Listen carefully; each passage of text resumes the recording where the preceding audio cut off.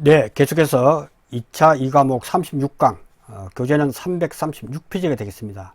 자, 이번 시간에는 손해평가반 구성, 중요하죠. 여러분이 이제 합격하시게 되면 활동할 때 손해평가반 구성할 때 들어가게 됩니다. 그리고 별표의 주요 내용으로 살펴볼 수 있도록 하겠습니다. 이 6회 시험이 출제가 되는데요.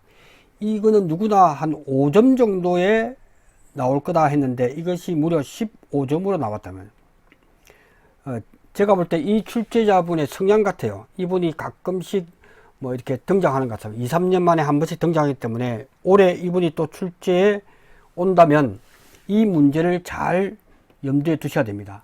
아, 이렇게 했을 때 내가 한 50%는 알아맞추겠다 하는 생각, 모르는 문제는 없습니다. 모르는 문제보다는 좀 이게 보기 드문, 접하지 않았던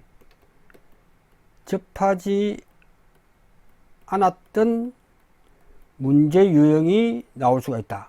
문제 유형이 나올 수 있다. 아마 이 출제자분이 출제위원으로 들어갈 때마다 좀 특별한 문제가 나왔다는 거죠. 제가 볼 때는.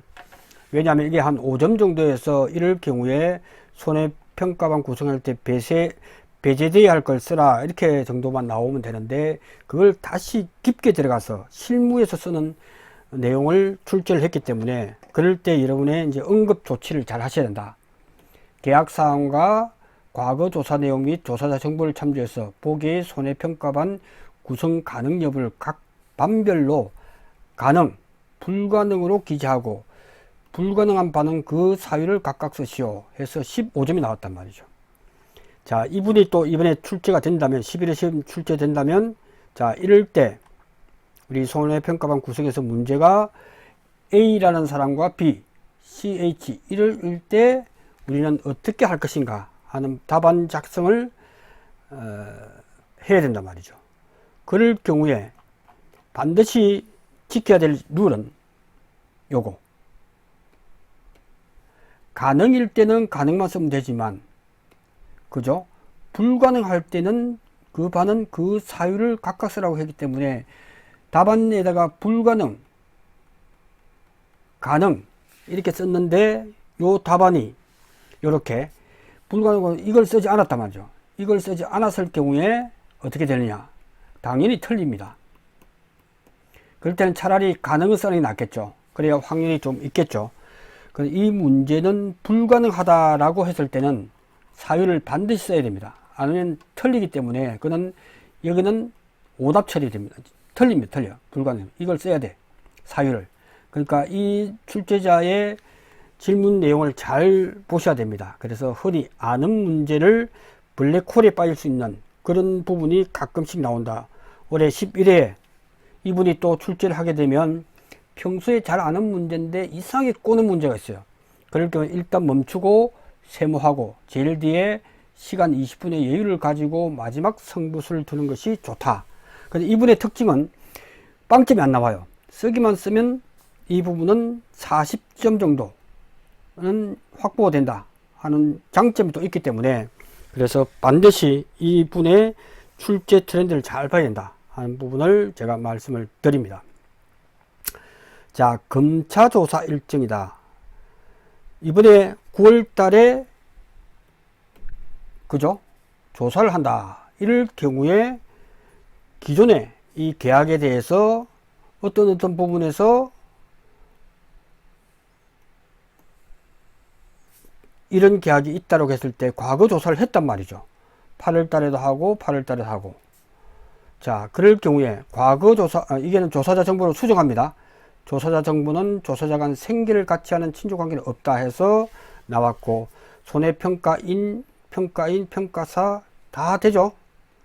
다 되는 분들이 지금 둘, 넷, 여섯, 8분이 계시죠. 8명이 어떻게 구성할지 손해평가원 구성에 대해서 문제가 나왔단 말이죠. A와 B일 경우, 요거일 때 이럴 경우에 어떻게 문제 해결할 것인가. 그죠? 일단은 다 가능이죠. 이제 불가능할 사유만 찾으면 되는데 그때 어떻게 되느냐. 이제 교재 314페이지를 보시면 됩니다. 314페이지에 보시면 이 내용이 나오죠. 5인으로 구성할 수 있다.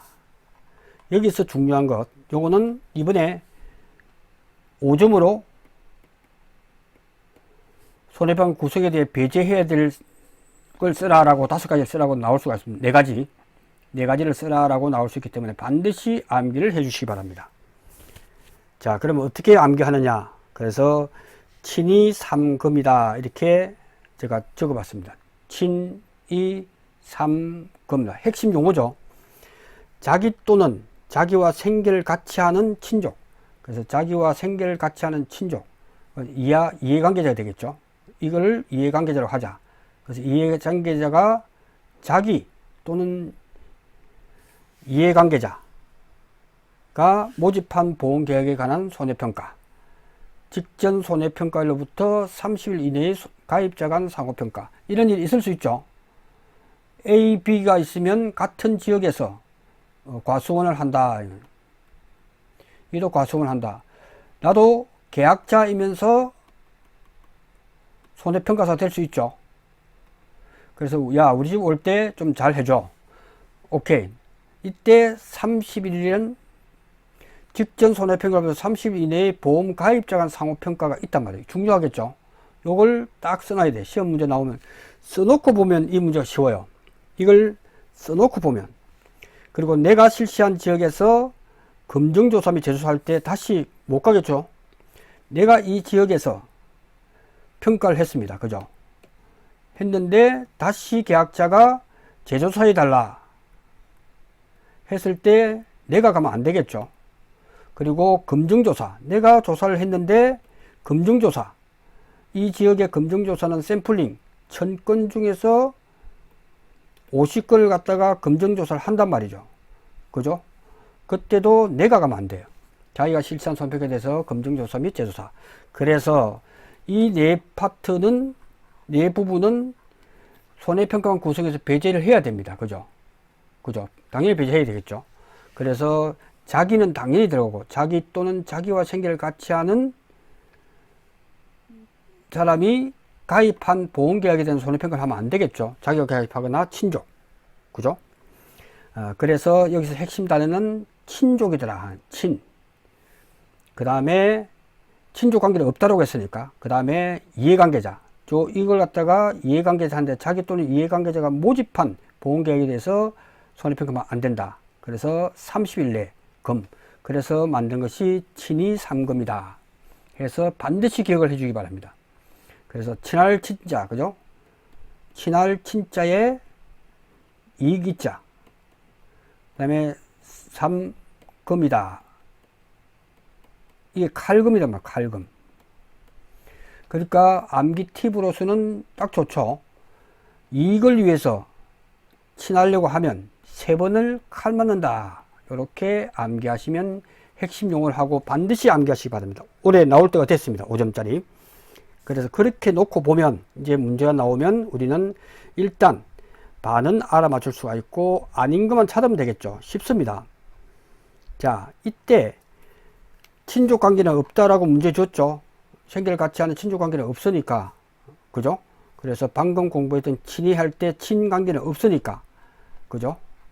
없으니까 이해관계자 또는 30일 내 평가, 검증조사는 되겠죠. 그런 부분이 있는지 부분은 검증조사란 말이 없기 때문에 2번과 3번에 해당되는 것만 찾으면 되겠죠.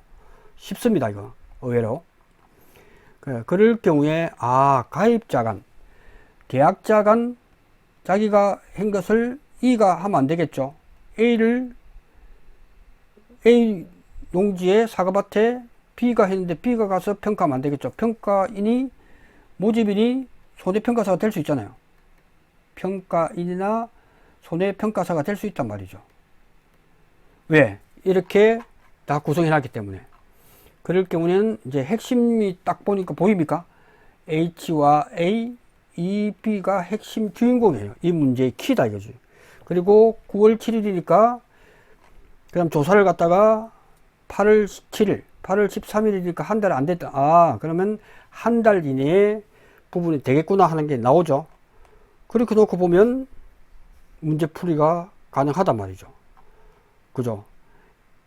HA A, B, H, E 요것만 딱 조심하면 되겠죠. 그러니까 문제가 A, B, 오 걸려들었죠.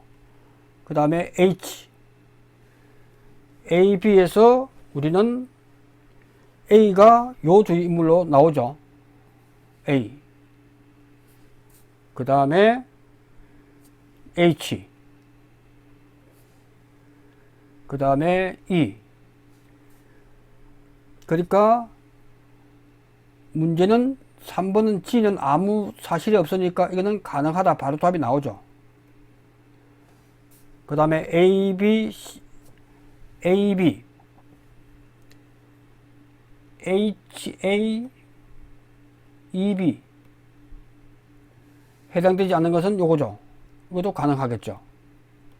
그 다음에 H, A, B 다 포함이 되고 H도 들어오고 E가 들어왔네, 그죠?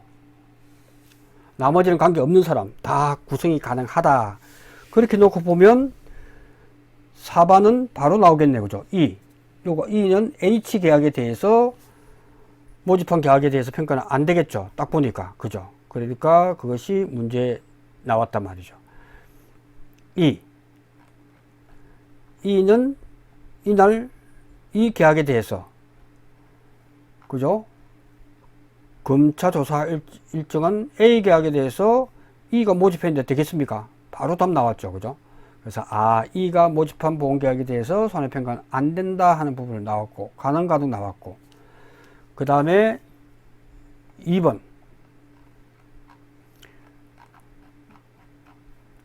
2번은 C와, C와 H. H 관계 한번 볼까요? C와 H. 주인공은 H다, 이거지. H가 여기 있단 말이죠. H는 A 계약. 자기 계약에 대해서 자기가 조사를 한다고요? 안 되잖아. 기간에 관계 없죠. 기간에 관계 없다. 기간에 관계 없이 H는 자기가 모집한 계약이니까 안 된다라고 쓰면 되죠. 그래서 H는 자기가 가입한 보험계약에서 손해평가 안 된다라고. 다 쉽죠? 이제 1번이 보면 1번은 A가 가입자인데 이때 A가 나계약인데 나계약에 대해서 H가 서로 가입자 간 뭔가 문제가 있겠죠. H가 와서 우리 집을 했단 말이죠. 할 때 A가 부탁을 했겠죠. 잘해줘.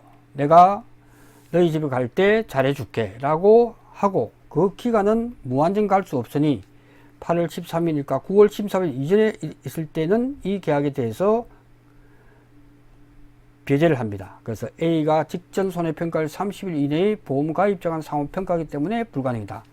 의외로 쉽지만 여러분들이 시험 당일날 이런 문제들이 아마 학원과 그리고 유튜브에서 이런 문제가 출제가 힘들었단 말이에요. 왜? 암기할 게 많기 때문에 5점짜리로 예상했는데 이게 나왔단 말이죠. 이럴 경우에 이분의 출제 스타일이니까 잘 보셨다가 참고하시기 바랍니다. 예, 그렇게 보시면 좋을 것 같습니다. 자, 그 다음에 이제 별표죠, 별표. 사갑의 단감, 뜰번감, 그리고 적과점 품목에 대해서는 표본주수 정하는 것은 반드시 공부하라 라고 말씀을 드렸기 때문에 무조건 50주 미만, 그래서 아름다울 미자를 항상 쓰라 라고 했죠. 아름다울 미다. 기준은 아름다울 미다. 아름다울 미자를 기억을 하자. 그래서 미만부터 시작되는 거예요. 기준입니다. 기준일 때 아름다울 미자를 쓰자. 50주 미만, 100주 미만, 150주 미만. 이것만 쓰고 난 뒤에 5, 6, 7. 그 다음에는 앞자리. 200주 미만이니까 제일 커봤자 199주니까 1 플러스 7을 하면 8이 되더라. 아무데나 750주도 하면 앞에 7 플러스 7 하니까 14주가 되더라. 이거는 반드시 암기를 하자. 그래서 모든 품목에 대해서 과수에서 적과점 품목은 주어지지 않기 때문에 이걸 반드시 알아야 된다. 반드시. 나머지 과수는 다 주어집니다. 그러니까 과수가 대부분 포함이 되죠. 이 룰에 따라서 해서 최소 5주에서 최대 17주, 1000주 이상일 경우만 기억을 반드시 하자라고 말씀을 드렸습니다. 그죠? 그렇게 해서 공부하시면 좋을 것 같습니다. 그래서 나머지 부분은 참고로만 여기까지 다 공부할 수는 없다. 그렇게 해서 하면 되겠습니다.